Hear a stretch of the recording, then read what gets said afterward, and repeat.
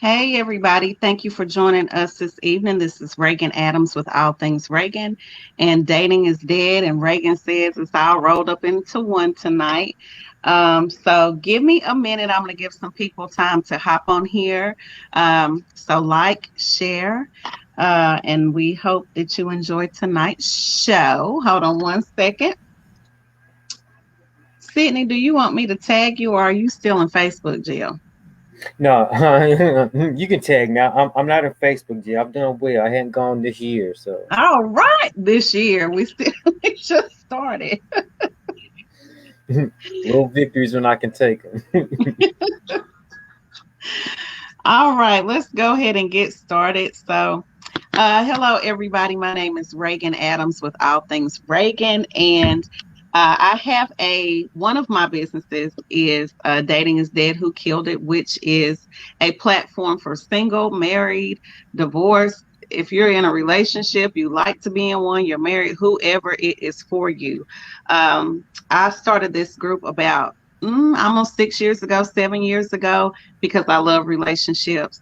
But one thing that I know in our community, and when I say our community, I mean the Black community, is our communication has been extremely poor through the years, only because we weren't taught to communicate as a whole. And so I figured that if we want to get some resolve about how we feel about one another, that we need to learn how to communicate effectively and, let everybody know what we want and what our needs are. And so I started this group, and it's basically people talking about different relationships, how they feel, the male versus the female opinion. But then I also bring therapists and coaches in to weigh in on why we think and do why we do, because there is a reason why we do and why we act the way we act. And so I brought a special guest with me today. One of my friends, I'm not going to tell you who, calls you Uncle Sydney. And so after we got off one of the lives, she was like, that Uncle Sydney, he's sexy. And I said, you know something, I remember, and Sydney's just a little bit older than I am. I'm 41. Sydney, how old are you? 50. Okay. And my ex is 51. So, I mean, to me, it's not a big deal. He's just a little bit older than me. And I remember like Sydney from church, and Sydney had all the women. Like, listen, all Sydney had to do was walk down the aisle of the church, and the women were just like, oh, you see Sydney, you. So he was just the thing. And so I'm sure he still is, because I still get inboxes about him, how he's just so smooth, but he's very intelligent. And that's one of the things that I love about him. And when it comes to talking about relationships, he's very knowledgeable about it. And I wanted to bring him on and talk about it. But one thing that he talked to me about, no, I'm going to let him introduce himself, and then I'll tell you what we talked about, and then we can go ahead and get into the interview. So thank you, Sydney, for joining us this evening. I'm so glad you took your time to come on and talk to us this evening. Welcome.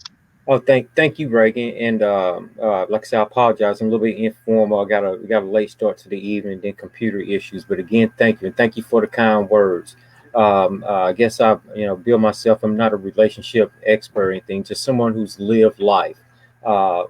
Me personally, I don't advise anybody to, take any advice from me personally, but just to take my experience and integrate it into what they do. So thank you again for having me, and you lead, and I will follow. Okay. And you know what? I need to make this public because it is not. All right. So what made me this week, actually, because I'm going to be doing another video on Thursday, but this week we're going to be talking about Scared to Love. So there's a show that's on TV called Ready to Love that Tommy, nephew Tommy, does, that I absolutely love. It is a reality show for Black professionals. And I know when you say reality show, some people are like, I don't fool with reality shows. But this is actually, for me, a good depiction of how we date in reality, Black folks. I don't think we know how to date. I think we just kind of figure it out from what we've seen and just our experiences, and it just kind of goes on from there. And even at the ages of 30, 40, 50, people are still trying to figure it out. And this show is a really good depiction.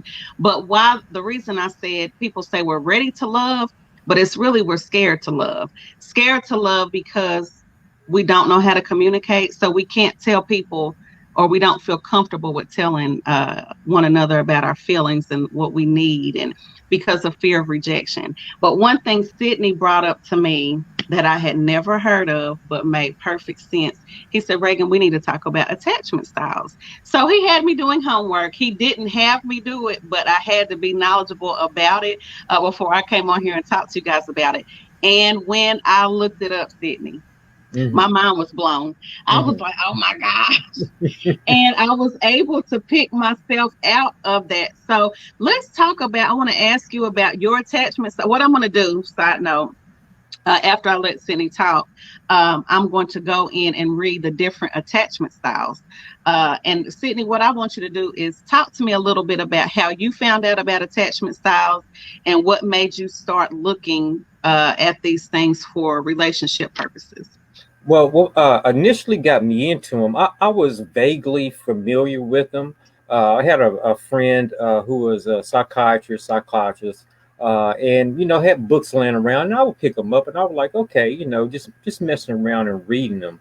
But it became real to me after I had my heart broke. And I had to go back and try to place the pieces of the puzzle together, because that's how my mind kind of works. It's like once things happen, I go on this all-out journey to figure out why it happened, and it led me to discovering attachment styles, and people who don't understand attachment styles. And I'll let you give a greater definition, because I'll give a colloquialism or a short version, but I'll let you give that. But long story short, it's the developing years in your life, 1 to 2 years, and how your interaction with your parent or caregiver kind of meshes into your being your childhood, and it kind of precursors how you deal with relationships or adult relationships. And like I said, it didn't become real to me until it happened to me. And I guess to advance the conversation, so you'll have a better, greater understanding. And once you read the definitions, they'll know I am a part secure, anxious, insecure would be my attachment style.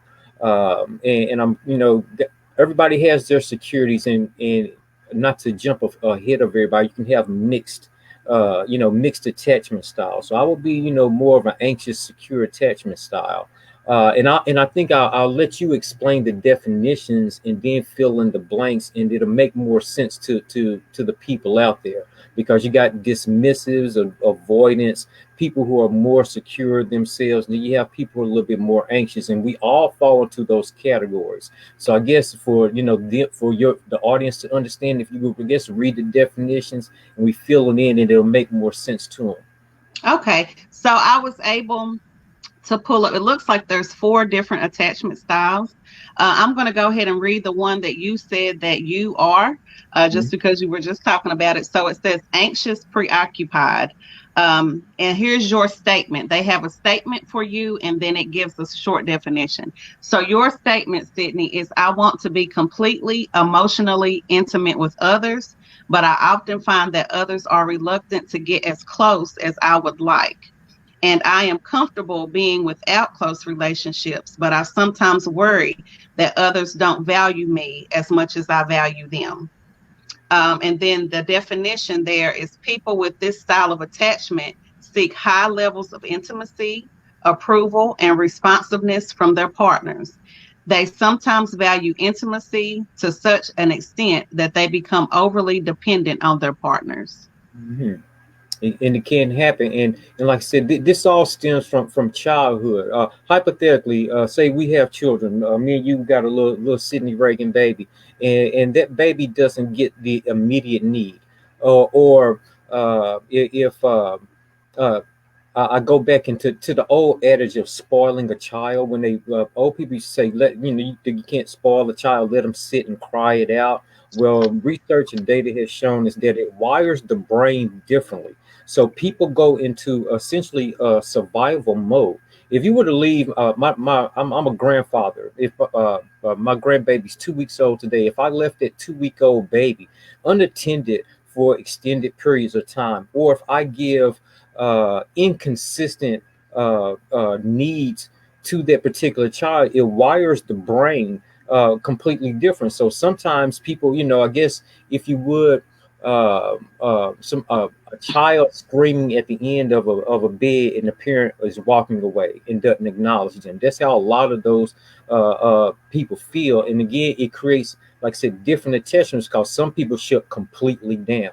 They turn the complete opposite. And if you could, I guess, read what dismissive or avoidant will be completely opposite of what someone with an anxious attachment style, where someone with an anxious attachment style, they're going to be probably after a breakup, they're going to be knocking on your door window singing Jodeci, where with somebody else, they're going to be getting their car, smoking a cigarette, and could care less about what happened to you. So that's how it manifests itself in an adult way, I guess, in a more real tangible way. Hmm. So I'm going to talk about mine. When I read it, I was like, oh, okay. So, and then when I sat down and kind of thought about it, I was like, oh, this is where it comes from. So I am the avoidant dismissive type. I'm extremely avoidant dismissive. So here's my statement. I am comfortable without close emotional relationships. It is very important to me to feel independent and self-sufficient, and I prefer not to depend on others or have others to depend on me. So the definition of that is they view themselves as self-sufficient and invulnerable to feelings associated with being closely attached to others. They often deny needing close relationships. They have defensive characteristics to them, and I do. My backstory is I'm adopted. I think that's a part of having to be detached from that. Then I had parents who were not very loving and affectionate. Mhm. They were both kind of dismissive as well. So we didn't get the hugs. We didn't get all of that gushy stuff. So I, in turn, am the same way. And I'm quick to dismiss you if I don't want to be bothered with you. Mhm. And I could probably care, but you will never know it because I'm just gonna be like, okay, whatever. And that's, yeah. And that's the deal with avoidance. Is that, like I said, they come off cold, and it's not like they necessarily want to always be that way, but it's part of their defense mechanism. In It my is. si- in my situation, like I said, and it's kind of weird, is that me being an avoidant,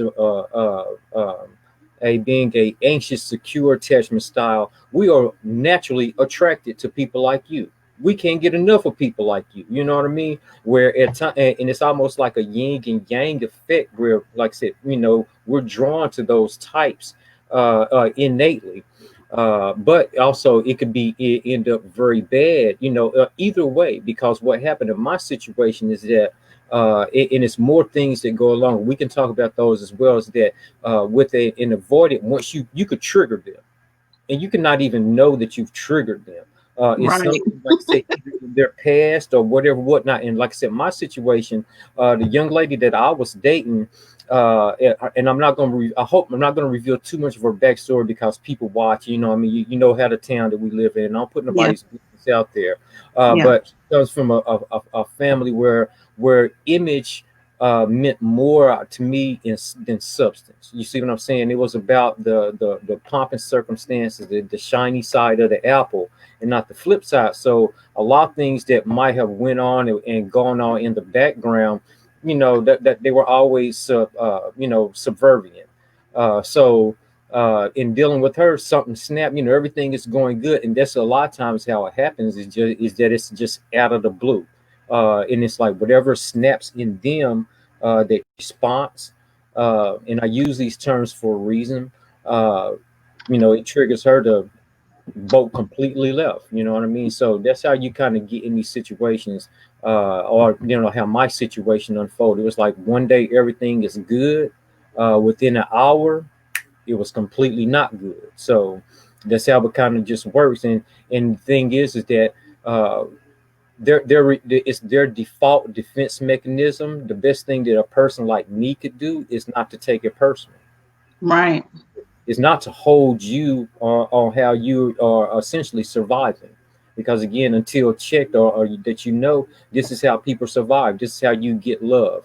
And what happens is that again with avoidance, they used independence. You're probably a very self-sufficient individual. This particular young lady, like I said, not to get to talking too much, she's an overachiever. If I got the naming up, girl got 2-3 degrees, working on another, on businesses XYZ, all at a very young age. At a very young age, considering. So they pour themselves into their work. It's good to hey, I can throw this immediate block up and go on about my life. But again, on the opposite side, somebody who is a little bit more anxious, we almost are preoccupied. We want the security. And like I said, because they attract each other, they can also repel each other. And I think this might would have happened. Yeah, I know. With the relationships, it's weird because the relationships that I have now with my friendships, I have one that's just like overly like, I love you, Reagan, and I'll be like, oh, Hmm. like this is too much. I don't want to feel this. Like I don't want to get in a situation. But and then I have another friend that's just like me, so we both like it don't matter. Like, Yeah. but then another example, this little fella that I have been dating, we we decided, well, I decided that we couldn't talk anymore because there were just some things that were on my deal breaker list. Hmm. And we had a really good date one day, and then the next day I was just like, well, it's over with. And he was like, how can you just, to me it was nothing, but he was like, how can you just cut this off this fast? Like he said, I've never seen anybody detach that quickly when like we've got all this time put in, and then it's just like, but I was thinking, like, I already told you that, we probably weren't going to, because I had these deal breakers. And he said, well, I thought you would at least wait a little bit or let it wane. And I'm like, but for what? And not Hmm. trying to be upset, I mean, mean about it, but I do have to learn how to. Yeah. But and on the flip side of that, people like myself have to almost go into a situation where you don't have this unrealistic expectation, or you put an unnecessary burden, on someone like you, because again, just like with you, it was like, hey, we good. The next day, hey, we not good. We got Right, to normalize. People on the flip side, we got to normalize and being like, okay, we a understanding, because again, if I knew half of what I knew now, I would have definitely made completely different decisions. And then two, we got to normalize just walking away from stuff, you know what I mean? right, Free will is something else, so we have to normalize just being able to walk away from whatever relationships or whatever whatnot. And then that's the second part, because what I do, uh, I had to place the pieces of the puzzle back together, and that's where I had to come in and be like, okay, see, because one thing, I'm always 50% responsible of what's happening to me in a relationship, but I'm 100% what happens to me after that. So that led me to the research and whatever whatnot, and not holding anybody to what I thought, what I mean, because that's just the way it is. There's nothing you can do. You accept it and you move on. right. And another thing is, we don't like pressure. No. Like, don't pressure me to anything. If I'm feeling like, Reagan, I need you, and I'm like, because I'm gonna move at my pace. I'm not. If I feel like you're just trying to be over me and hover me, leave me alone. and I that's don't one of like it. and that's one of the symptoms, or I guess I ain't gonna say symptoms. Symptoms. Yeah, well, I'm searching for words. No, I guess that's one of No, the that's okay. It's okay. things. That's one of the things that happens. That's one thing that she said to me one time. Is that uh, uh, she said she didn't want people to, well, I guess, piggyback off her, or whatever. Because we even talked, like I said, we were in marriage discussions and we joked. It's like, you're gonna have this long title, because I got a long last name. She's studying to, for to be a doctor, whatever. It's like, it ain't gonna be Doctor XYXYZ. And then we had this conversation where people like yourself, you can't feel closed in. We can't pressure you, Mm-mm. which is actually the counterintuitive. Like I said, this is where the yin and the yang happens. This is counterintuitive to a person with an anxious attachment style has, because the first time the thing of anxious person was like, hey, look at me, hey, what about me? And that's Right. like I said, that turns you off because again, you like, hey, you crowd my space. I feel that you're, and it's a response, trauma response, where you feel that someone is trying to enclose you in. Somebody is trying to put you in a box. So again, those are the dynamics that part of the dynamics that happen. Yep. Let's go ahead and we have a question. I'm sorry, Sharon, and I didn't want to go over you. Um, she said, "Is there a book that you all are referencing that defines the attachment style?" So no, not a specific book. I'm sure there's plenty. I just started researching on the internet and YouTube, and there is a ton of information about it. But all your attachment styles start with how you attach to your parents That's right. in your childhood. How do you attach to them? And like I said, for me, there was no attachment. Like everybody, we were a family, but everybody kind of acted on their own. It was weird. So that's how, and then again, I'm adopted. So there's detachment there. So if somebody comes in my life and then they have to leave abruptly, like, I'm used to it. So Yeah. whatever. And for me, like I said, in our household, and I do commend my mother. I always will commend my mother. In I guess my situations, I could be even more anxious than I was, but my mother, in her I guess infinite wisdom, but some simplicity of understanding, did things that where I didn't have necessarily feel anxious. Now, and what triggered my anxiety, because again, Reagan, I have had the privilege of being, making the acquaintance of a whole lot of women, different types of women. Breakups never really bothered me in a sense, but again, this where, like I said, part of me where I have to hold myself accountable, which made the situation a little bit more difficult, is that I was dealing with a grief response as well. Mm, Because again, going into this relationship, because it was a serious relationship, it wasn't anything casual. I'm recovering, I guess, grief wise, because I lost my mother to murder 4 years ago. So one of the things I didn't want to do or try conscientiously not to do is bleed on somebody else or go into a relationship where I quote unquote had issues that were unchecked, unresolved, things that I wasn't working on, and mess around and come off as a toxic person or don't have my stuff in check where I'm unable to communicate freely or openly and just be able to have a healthy relationship. What happened is that in the similarities, and we talked about this off cameras, that the similarities ran so deep, ran so parallel to me, with the murder of my mother. It kind of threw me in a space because again, if you can imagine, in retrospect, within the hour, me and my sister went to lunch and we came back from lunch and our lives were completely altered. I'm talking about completely altered with my mother. Same thing that happened, with this relationship. I'm thinking, I get a call, text earlier that day. Okay, baby, we're gonna see each other. All right, cool, fine and dandy. Within 30 minutes, 45 minutes, an hour of that conversation, somebody had, completely broke up and walked out of your life. So it's like you dealing with that, and like I said, the parallels happen. I mean, it was almost weird, and this was God, I guess. In how I'm charging this lesson is God had to mature me or get me through the heartbreak of my mother, but He used this relationship because again, getting a little bit more deep, I didn't quote unquote grieve my mother because of the situation that happened. I had to find out what happened to my mother. Kind of like what happened led me on this, this goose chase. I'm trying to place the pieces of the puzzle back together because my mother just wasn't some of this old lady who just went to the hospital and died.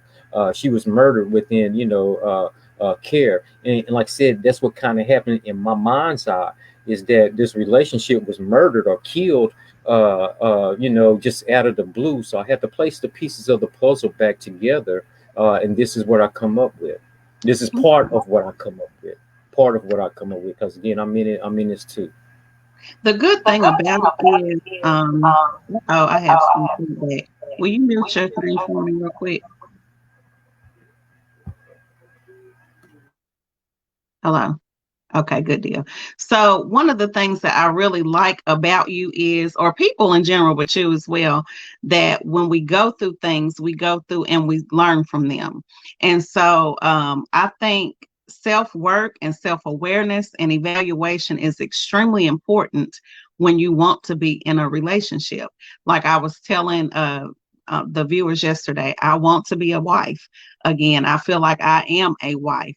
I'm preparing to be a wife to somebody else. I believe I was a good wife before, but now with more self awareness, based on the things that happened prior to what I'm going through now while I'm dating, learning those things. It is extremely important to get a mirror to your face when you want to date. It is extremely important for you to be very self-aware of what is wrong with you, why you do what you do, um, and how you act the way you act. Because I'm telling you right now, when you go into relationships, everybody is not going to have everything that you need. So you have to learn how to be, like I said, communication is extremely important. If you do not know how to communicate your thoughts in a soft way, where you're not hurting somebody's feelings, you know how to listen, and not listen to attack, but listen to, take it in. And then, those are different things that we have to work on. And I know a lot of people are saying, I want to be married, I want to be in a relationship, but they have not necessarily done all the work that needs to be done. Therapy to me is extremely important. I know, Sydney, we've talked about that in the group. But right before I was thinking about divorcing my husband, it took me a while, because that's a like 14. We were together almost 20 years, married 14. That's a big chunk of my life that I'm getting ready to walk away from, but I need to know why. I need to make sure. And I started doing a lot of self work and self reflecting, and then the therapist came in and just helped me work through those things too. So self-awareness is very important, and I'm so glad that you brought this to my attention, because I really think everybody needs to know about their attachment styles. And did you want to tag on to that? Because if not, I'm going to go ahead and read the other attachment styles for the people. No, no, ma'am. Just that I agree with it. 100%. This is required. This is mandatory now for dating again, for myself and for somebody else. So you're good, ma'am. You're good, right? So one of the other attachment styles is called secure attachment. This is the statement that a secure attachment person would say. It is relatively easy for me to become emotionally close to others. I am comfortable depending on and having others depend on me. I don't worry about being alone or having others not accept me. So their definition is secure attachment and adaptive functioning are promoted by a caregiver who is emotionally available and appropriately responsive to his or her child's attachment behavior, as well as capable of regulating both his or her positive and negative emotions. So they're basically just secure people all the way around. I have not met any of those people. I'm just saying. I've never. Maybe I missed the boat somewhere, but I've never met somebody in a secure that's well balanced. Hmm. No. And Reagan, I guess, and when you learn these things, you go back and, like you said, you weigh them up against your relationships, yourself, and the relationships, and you kind of right. Now, I think that people have qualities of secure relationships. I think I have some qualities of secure relationships, as you've read them definition wise. But I also have anxious, attachment styles. So I think that there is a mix. I think a lot, that's what we all striving for, that secure, in ourselves. And I think that leads back to one thing that you've always preached, that most people preach, is loving yourself. And loving Mhm. yourself is a process. Uh, uh, uh, Love is, I don't think, as innate as it is, love is learned too. I think if hate is learned, love is learned too.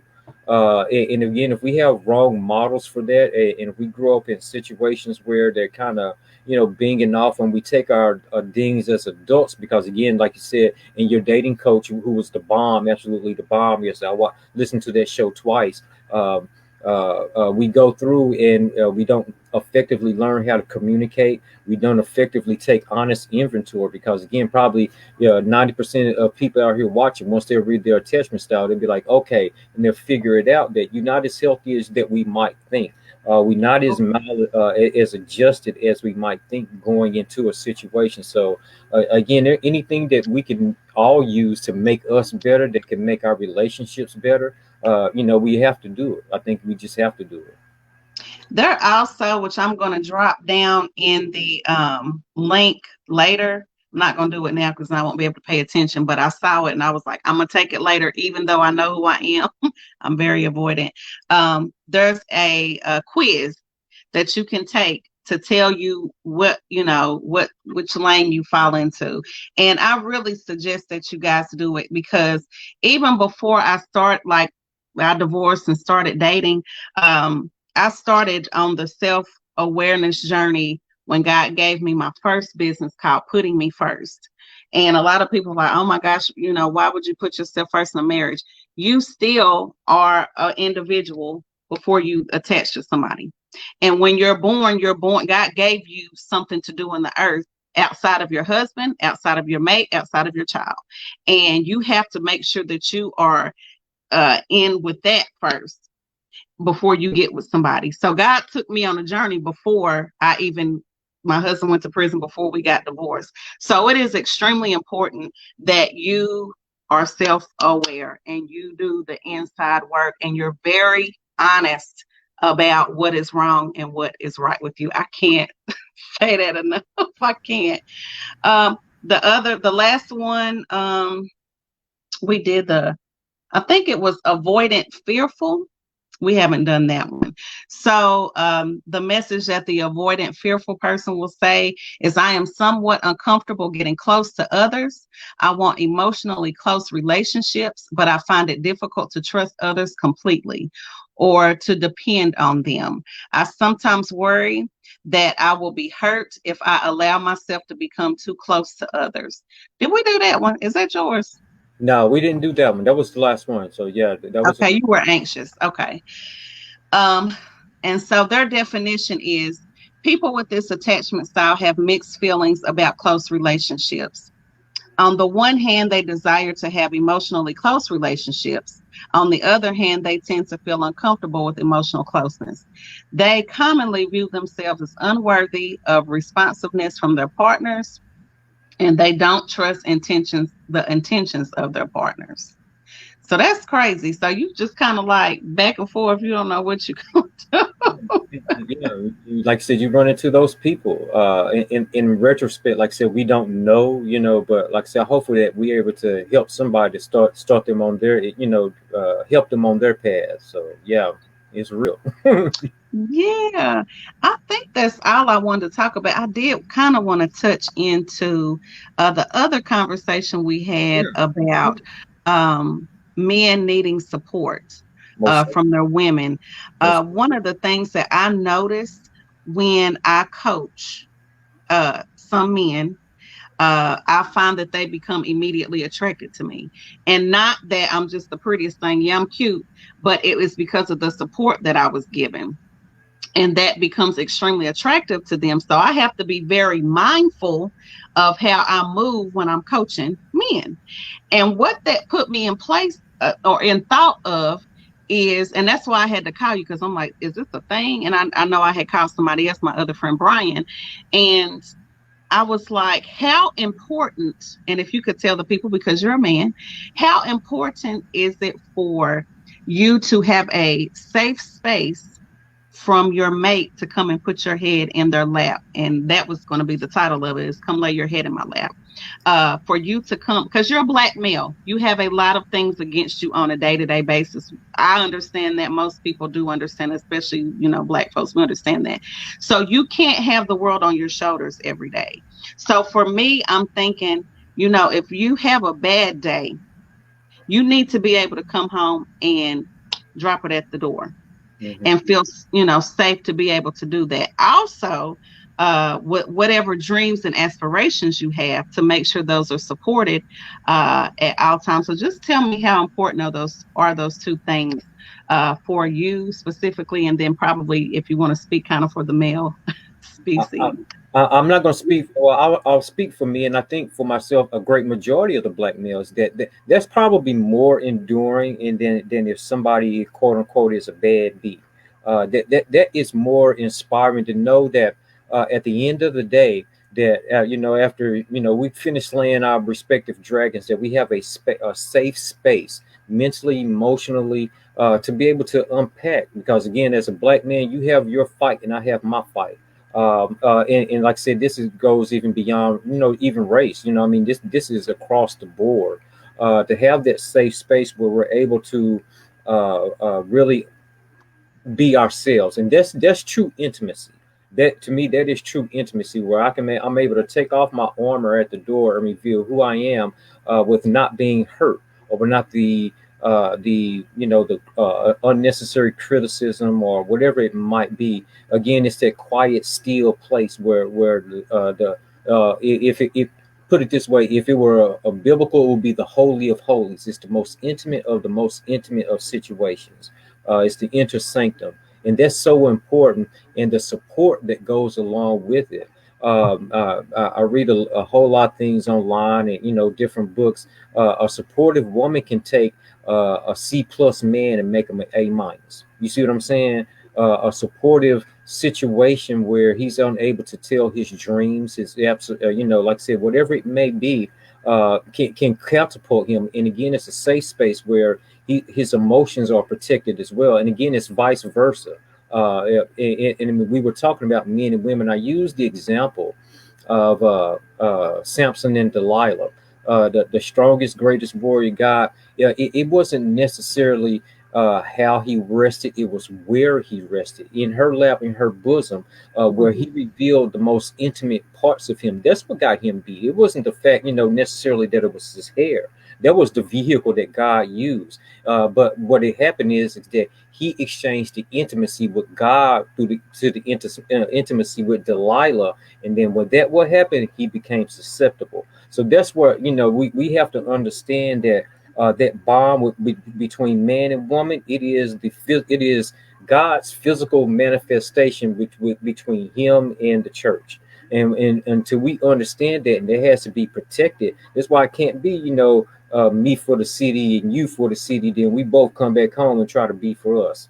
No, it's defeating the purpose. Right. And so, like I said, with that, and like it's all intertwined. The support, and some men, real quick with men, some men have some dreams out there that they've not even told their women, because either they're going to be mocked or laughed at. And again, I'm not sure if it's a black woman, white woman thing. I'm not going to put it out there, but I think women have to adapt to a little bit more, be a little bit more sensitive in being able to cultivate that in that man, because it's something that grows. It's not just like, one day I'm gonna come tell you like, look, I want to be a ant farmer. You know what I mean? Whatever your particular dream is, it's something that's grown. So again, it leads to the intimacy that has to be cultivated. One of the things I like to say is that if you see a flower, you don't pick a flower, you water. You pick a flower, but you water plants. You pick a flower, you give it to somebody, it's going to wither or die. But you water and cultivate the plant. You prune it, cut it, and allow it to grow. And that's how the relationship has to happen on both sides. On both Yeah. sides, the trust is vital. Yeah. One thing that I was thinking about, and I know everybody doesn't subscribe to Christianity, but what I fully believe is we are made in God's image. Mm-hmm. So we are creative already. And Yes. so what we should go into every relationship understanding and knowing that we are to become one, yes, but we are still a separate entity. I always have to go back to that. Mm-hmm. And you will have to know before you even get in a relationship, where are you going? Where are you going in your personal life? Because at some point you're going to have to be able to speak into his life and pull his gift out. That's what you're a part of what you're supposed to do as his wife. Because when he succeeds, you both succeed. So Exactly. he's going to have to be able to do that, and you're going to have to be able to do that. But again, that comes with extreme communication. Mm-hmm. I believe marriage, I kind of took it for granted, not took it for granted. I had the like aesthetics part of it, but I didn't get the soulish part of it and the connection until I started doing the work. And marriage is extremely important to God. It is extremely important. Um, It's a big deal. And it's more than just when he said be fruitful and multiply, he wasn't just talking about, children. Everybody wants to hit on children. No, you're supposed to multiply the land, multiply the legacy, help the community. Like I said, you have your own thing, but you together, like what our pastor would always say is, alone we're a fire, alone we're a flame, but together we're a fire. So it's like people want to just hop in these relationships. You can, but with one with meaning, like my next relationship, it has to have depth and meaning. Like I don't want to just get with somebody that has potential. I need somebody that's already moving in that. So when I'm ready to speak to that thing, his baby's going to lead, because we need to come together and start birthing things in the earth. And I'm not talking about children. I'm talking about helping the community. I'm talking about our legacy, helping other people's children, establishing wealth within our communities. So it's extremely important to be able to speak into your man's life. It just is. It is, and be in that safe space for him to come and break if he needs to, so he can trust you. Yeah, and like you said, Reagan, you said something speaking into his life. That man has to be able to accept what that woman has to say, because again, as much as me might want, want this, woman to speak into him, he has to be ready to deal with the realness that comes along with it. Because if he's not operating in full capacity of his gift, of his promise, of his potential, it is a detriment. And like you said, it's the birthing is not, like you said, of children. It's everything around us. We're believers, and again, I'm not sure who subscribes to what religion. But I think that in all of them, it should be a practical guide on how to grow and multiply. And not just like you said, bland or money, whatever, whatnot. This is a biblical principle, or should be, I guess, a universal principle that we're able to, grow and multiply, because again, that's what we're supposed to do. I don't care how you cut it. There's no way of not, getting around God's mandate. So yeah, you're correct, 100%. There's no way of getting around it. And if you can't get around it, either you're gonna get rolled over with it or rolled on. It's like a statement. We have to keep our individuality, because what's the Neo and Fabulous song? I'm a movement by myself, but I'm a force that when we're together. Don't get it twisted. If I am by myself, it's just that this is who I am, and I'm able to bring that with what you have. And hey, and if we're able to do that, then we bad together. But don't get it twisted. I'm a man by myself. You can be one by yourself. Together, we the Justice League. So that's how we have to take that mindset and approach, that we're a team. That we have to do this together, and be, and like I said, be acceptable, be accepting of the words that you have to say. Because a lot of brothers, we want the support, but we don't want the criticism, and they go together. But if you trust, I think that comes along with trust too. Because if you trust me to tell me your hopes and your dreams, and I'm not gonna, be like, then you'll be okay with talking to me. And that is what I'm finding with men. I've heard it. That's why I gotta be really mindful, because I've heard it time and time again that I've never had anybody to not only speak in my life, but help me pull my gift out and show me, what to do. I've never had that. So, and then also, I just want to, and women hate when I say this, but I'm going to say it, and I know this to be true. I know this to be true in my own life, and I've seen it with my mom. Femininity is extremely important in a relationship and being a woman. It is. I remember, and my mom will probably kill me if I tell this story, but I'm going to tell it. My mom is so dainty. She thinks I'm super ghetto and I'm super hood, but anything that I've learned about being a woman, listen, my mama is like, she's alpha in her movement. So she was making six figures before it was cool. She drove to Oak Ridge, back. She cooked every day. I probably can count on two hands how many times we ate out in my entire lifespan when I was living at home. And I'm not talking about no hamburger helper. I'm talking about full out meals. Yeah. And on Saturday, she cooked. It was some kind of chicken dish. On Sunday, she would get up early in the morning and have dinner ready. We go to church, come back, and food was ready.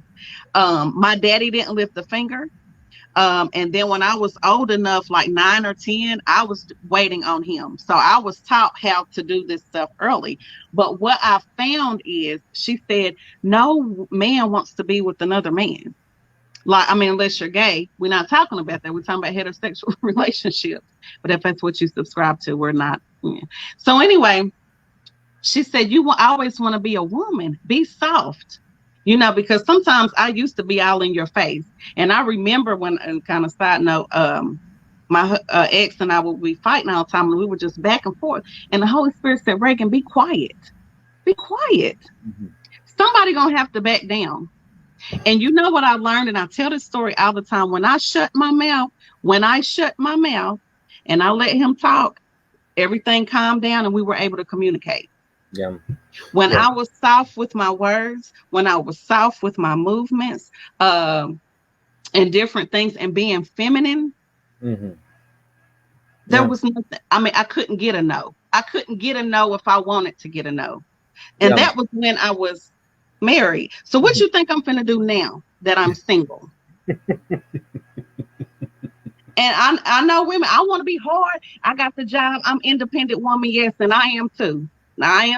But I know how to be very submissive. And if y'all don't get comfortable with this word submission, you can cancel Christmas. You really can. And I think that and you said you hit on a whole lot of things.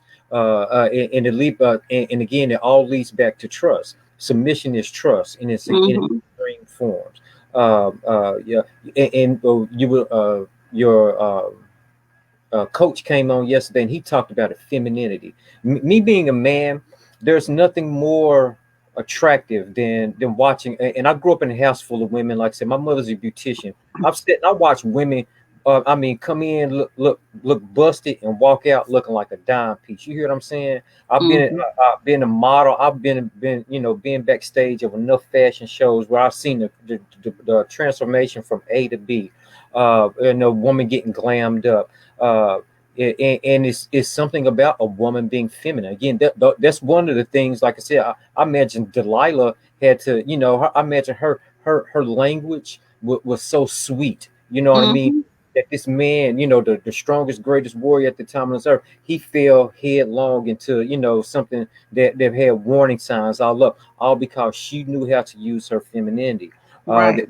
There's some people, like I said, you can just tell the aggression, this false bravado of women where they feel that they have to be, this go-getter, this fighter, this, all the time. And in relationships, you don't have to do that. One of the things, like I said, I went out on a date one time, and this young lady, she was still getting ready. And to me, one of the sexiest things that she ever did, she was putting on her shoe, but she had this red dress on. She had one leg off and one leg on, but she putting on her shoe, and she was just going about her thing. But it was something about her femininity at that time that would have talked, Genghis Khan down. You know what I mean?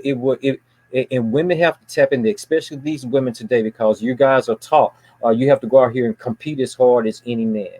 You have to go out here and, get your bag, secure your bag. You have to go out here and think. I think the misnomer, this Steve Harvey, think like a man, act like a woman, think like a man, whatever, whatnot, has done a whole lot of damage to us that, it's like, you're not my competition.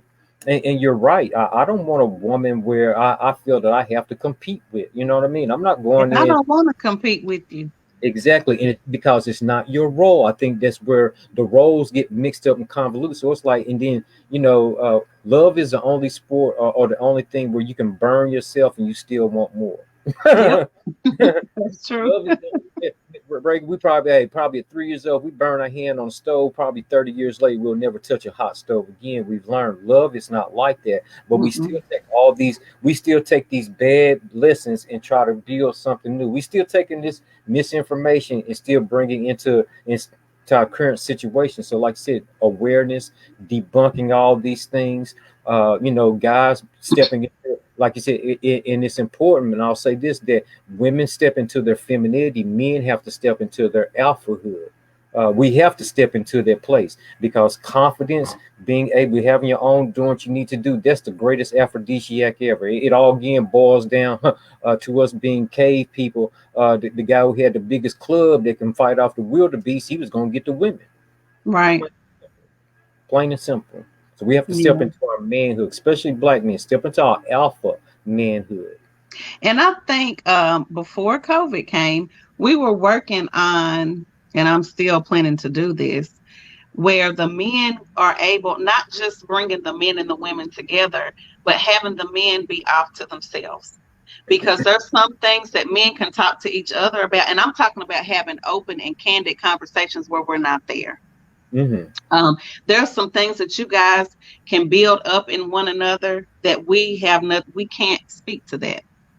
And Yeah. there's some things that women, myself or whoever is in the room, we can build one another up. And once we do that separately, again, we can come together and have a better understanding.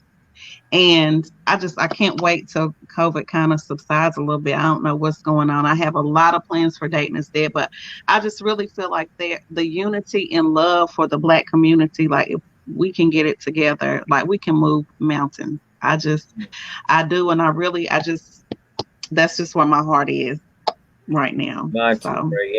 And I believe anyway, we're almost on here an hour. I didn't want to go over 30 minutes, but I already knew it always works that way. I'm Did sorry. anybody have any questions for Sydney or myself before we get out of here?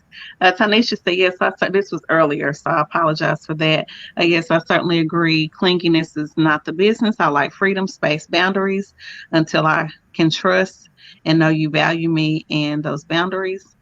If it shows you have character, respect, and value yourself just as much when you can respect those boundaries, some space to others. Tanisha said, good night. I enjoyed what I heard so far. I plan to catch the rest for the replay. We're actually getting ready to get off. Jocelyn, I believe you have to know your partner and live in love. Absolutely. You do have to know who you're dealing with. And I know sometimes, and I can speak for myself, we get into some relationships and we see the red flags. We see that it's just not a good fit, but they have potential. They can be this. And that was always my thing, because I always like to see the good in people and pull that out. But sometimes you just have to leave them where they are and let them do Yeah. their own work and then come back to you. Yeah. Yeah, and real quick, my situation in retrospect, there were red flags, but again, it's like having reading, 4 pages of a 10-page book and then try to figure out the end, and you don't have all of the information. Because in retrospect, there were red flags. Things that are in conversation, communication style. So, but again, now I know better. I will definitely do better. This is applied. You better believe Right. that. Listening, yeah, whoever in your inbox better know. Sooner or later we're gonna get around to these issues. So, like I said, I hope that this was informative and people can take and learn from this. Again, attachment styles, and again, I forget the doctor's name who came up with the actual basis about maybe 50, 60 years ago. Guy from Tennessee. So, but people check that out. Inform yourself. Get knowledgeable of yourself. Okay, I'm going to drop this quiz in. So for those who wanted to know about the attachment styles, please, when you get a moment, let me go ahead and do that real quick. And they have to be honest. They have to be Yeah, honest. be honest, They have because to be honest, very you honest. can't heal what you don't reveal. Yeah. Attachment style quiz. So I have just attached the attachment style quiz in the comments. Go ahead and take that. If you guys, like I was telling Sharon earlier, if you have any questions or concerns, or you want to look more into the different attachment styles, there's 4 of them, and they break them down like totally. There's a bunch of YouTube videos if you don't want to read it. Like, it is a thing, and I found myself in them. Definitely. But anyway, Sydney, thank you so much for your time. I really, really, really, Thank you, really Ray. appreciate you. Girl, I love you. I love you. Thank you. And everybody, thank you so much for joining me today. Please like and share this video. I would greatly appreciate it. And I'll be back with you on Thursday night. We're doing part 3 of this series, Scared to Love. And I have two other people who are just out here dating. And so we're just going to just have some loose talk about being scared to love when you think you're ready to love. You guys have a blessed night. I'm Reagan Adams with All Things Reagan. And Reagan says, I think it, I see it, I do it. Bye. Bye, Sydney. Bye, Ray.